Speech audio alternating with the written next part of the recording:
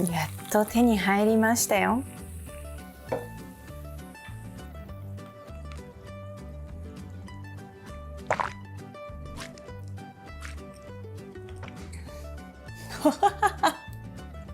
これコンビニで飲めるの？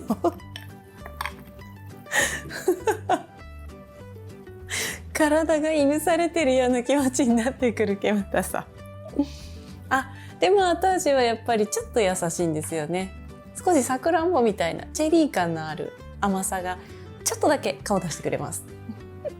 お疲れ様です。前田ハイボールです。本日はビッグピートを飲むの回ではなく、そこからですね、このビッグピートのうんってしてるおじさん、このおじさんは実はこんなボトルにもおります。ダグラスレイン社の代表的なおじさん、看板娘ならぬ看板おじさんですね。じゃあこのダグラスレイン社っていうのは一体何？ボトラーズっていうのは一体何？そんな話をしていこうと思います。それでは早速行ってみよう。これがコンビニで買える煙たさとは思えない、そんな味わいですね。スモーキーが好きな人には大満足の一杯だと思います。さて、そんなビッグピートですけれども、ダグラスレイン社から出されている一本になります。このおじさんはやっぱりダグラスレイン社の看板おじさんですよね。こんな感じで私の手持ちのボトルにもダグラスレイン社のいろんなボトルの味わいが入っている一本の中にもちゃんとおります。そしてこれを見ていくと、このテリアのワンちゃんもいるんですけれども、これがですね、また同じくダグラスレイン社の代表的なボトルのスカリーワグのワンちゃんです。ダグラスレイン社はボトラーズとしての代表的な会社です。じゃあボトラーズっていうのは何なのというと、蒸留所を持たないでウイスキーを販売している会社になります。原酒を自社で購入して熟成したりブレンドする、そして瓶詰めをする会社、それがボトラーズになります。世の中には2種類のウイスキーがあります。一つは山崎蒸留所や白州蒸留所、余市蒸留所など蒸留を行い、そして瓶詰め、熟成すべてを行った上で販売する、自社で作って販売するウイスキー。そしてもう一つは原酒は購入をして瓶詰めをするウイスキー、ボトラーズですね。蒸留所はウイスキーを作る会社、ボトラーズはウイスキーを仕立てる会社、そんな感じです。昔のボトラーズは今とは少し役割が違いました。昔は蒸留所で瓶詰めをして販売をするところまではやっていなかったので、酒屋さんとかで樽だったりとかですね、たくさんの量のお酒を買ってそこで瓶詰めをして販売するっていうのがナチュラルだったんですね。それがボトラーズの始まりですね。そして現在のボトラーズはというと、ただ瓶に詰めるだけではなく、樽選びやブレンド、そこまでを行いウイスキーをプロデュースする存在になっています。今回紹介するボトラーズがダグラスレイン社になります。ボトラーズの代表格といえばダグラスレイン社。この今回紹介したビッグピートはもちろんのこと、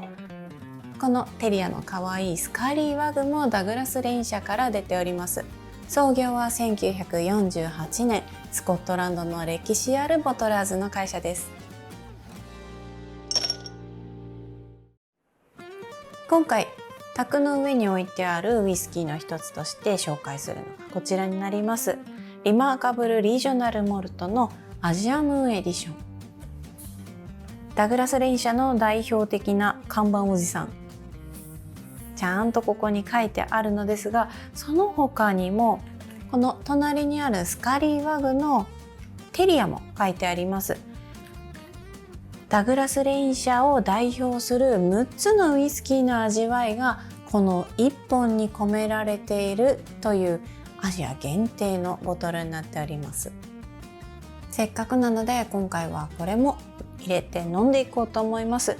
これはですね、ご視聴いただいている光武さんにいただいた1本になります。面白いことにその日の体調や温度、いろんな条件で捉え方、拾うものが変わるっていうお話をねしていただいたんですよね。6つのうち私は今日何を拾うのか楽しみです。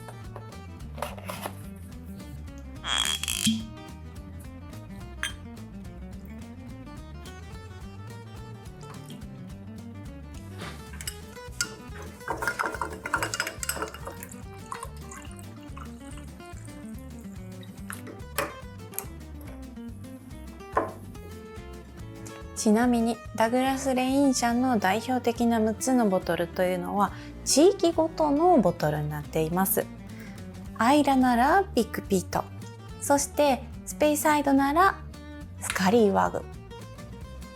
ローランドならエピキュリアンなどなどですね、地域によって味わいが分かれているので、今日はゆったり飲みやすいエレガントなのが飲みたいなという時はスペイサイド、がっつり煙たいの飲みたいなっていう時はビッグピートなどですね、地域によっても6つのボトルを楽しむことができます。さあ、じゃあその6つが混ざったボトル、今日は何を拾うのか飲んでみます。